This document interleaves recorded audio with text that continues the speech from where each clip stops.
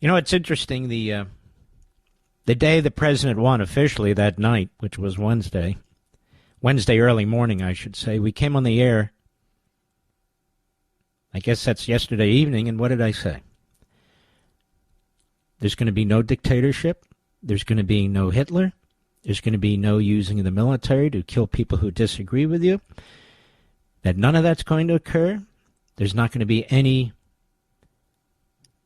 attack on the Dobbs decision and the decision of the states when it comes to abortion, and on and on and on. That none of that's going to happen. And out comes Kamala Harris and basically says, can't we all get along in our own way, which is actually a bizarre way. And then there's Biden today squinting and squealing, basically saying the same thing, because that was all a lie, that Donald Trump was going to destroy democracy. That was all a lie. What else on the echo chamber? I put out a statement, but this is something I've talked about for months and months and months and months when it comes to the law. That these two memoranda from the Department of Justice, one dated 1973 and the other dated 2000, should Donald Trump get elected president, are basically his,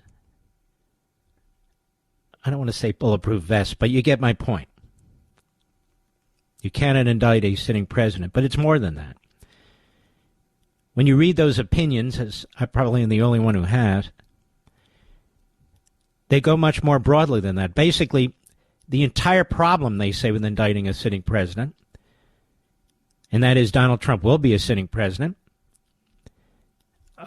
when he's sworn in, is the entire length of a trial that they focus on, and the various steps in a trial, and how that degrades the office of the presidency, and so forth and so on. Now, I know they're putting Bill Barr out there because Bill Barr listens to this show. Those two memos nobody was referring to. You might recall I've been using them for years now. And not just him, others. Others. And then I said on the state cases, the same applies to that. We're not talking about civil actions. We're talking about criminal actions. Number one, you have the supremacy clause of the Constitution. Local and state prosecutors and local and state courts have no authority or jurisdiction to pursue cases against a soon-to-be president at any stage of the case. That is sentencing. Sentencing is the most poignant in terms of the argument of the memo. Because at least theoretically, you have the ability to put an incoming president in jail, in state jail? No. So a state and local prosecutor, or state and local courts, states period, have no authority to affect a president's constitutional duties and the functioning of his office. It's that simple. It's over. And if Merchan, the acting state judge, doesn't agree to that, eventually that will be the decision. Because Donald Trump is the president-elect. So this Alvin Bragg Merchan case is over. It's a dead case walking, whether this judge likes it or not. So for half a century, it's been the position of Democrat and Republican administrations that the Department of Justice cannot indict a sitting president. This position has been justified for a myriad of reasons, all of which come down to the fact that the president is the head of the executive branch, and unelected prosecutors, juries, and judges cannot exercise a power that makes it impossible for a president to carry out his constitutional duties while defending his liberty and reputation in a courtroom. So to allow such a procedure would be to do permanent damage to the constitutional system of our government and set a precedent that could not be reversed once that cat's let out of the bag. That is, prosecutors indicting a sitting president for infinite potential reasons that destroy the purpose of the functioning of the executive branch. Because under our Constitution, the president is the executive branch.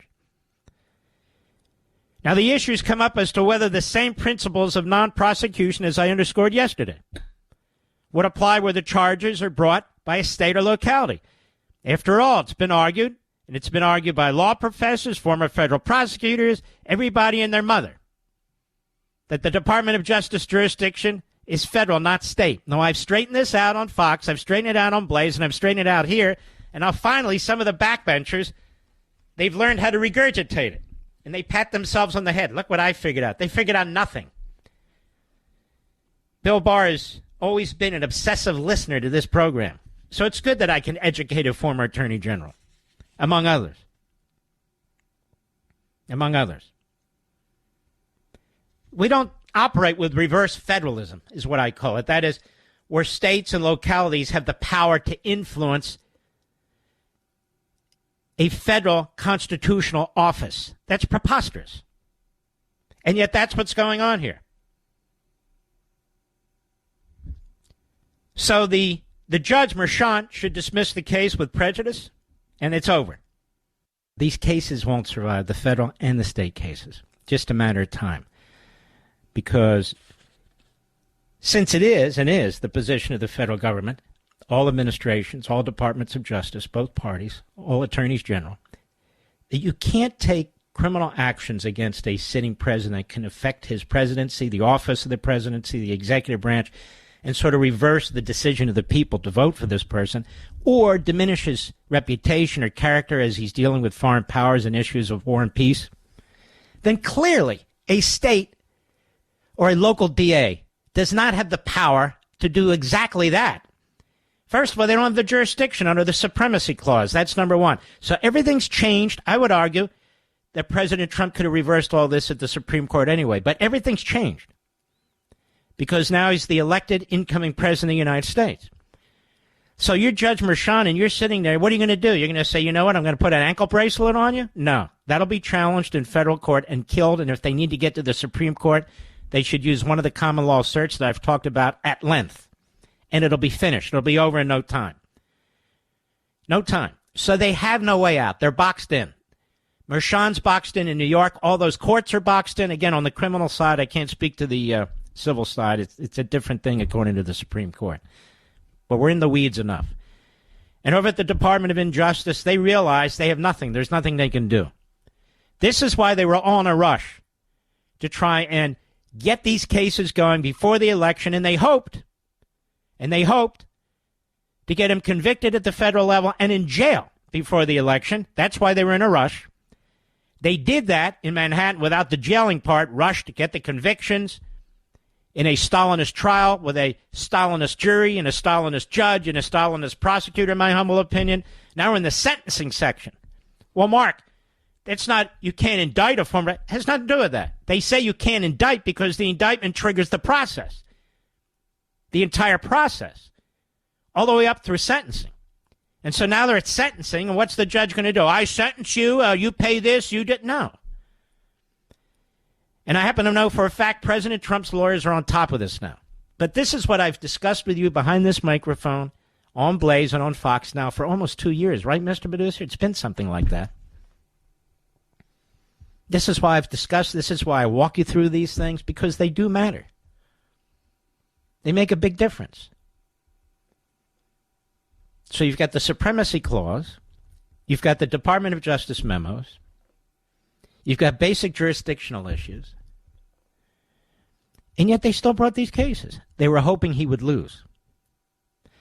Now, I want to underscore something else about this. Right up to voting day, the official day of voting, and throughout early voting, you were being told by network after network, by cable channel after cable channel, by expert after expert, by these guys with the maps on the boards and the touch screens and all the rest. You were told by pollster after pollster, and the people who allowed these platforms to be used this way really should not have, but that said, that this election is too close to call. Too close to call. It's one of the greatest landslide elections in American history.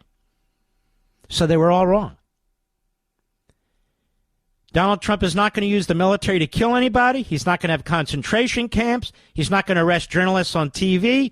He's not Hitler. He's not a dictator. He's not a fascist. He's not going to destroy the Constitution. He's not going to do any of those things. So they lied. And now they say, can't we all get along? Can't we unite? And some of them actually say it's up to Donald Trump to put out his hand for bipartisanship.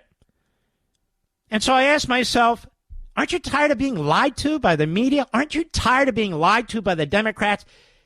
Post-election, just look back at everything you were told by the experts. Look at everything you were told by by $1 billion in ads and the surrogates who came on. Not one of them's going to be fired. Not one of these outlets is going to change what they do. None of it.